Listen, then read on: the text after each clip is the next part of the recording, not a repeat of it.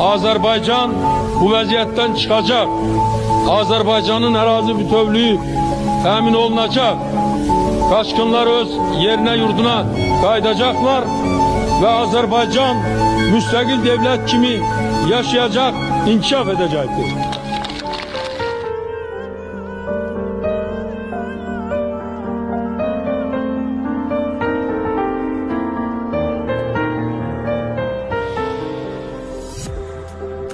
İndi bədənim torpaqdır, ruhum nur. Vətənə sevgi duyan məni də duyur. İstəyim odur, yadlaşmayaq, yaşayaq yaddaşlarda. İstərəm yaşlanaq, yaşlandıqca hər ömür. Bu yolda şəhid olalım, dönməliyik inşallah. Çünki insan öləndə unudulmur, unudulanda ölür.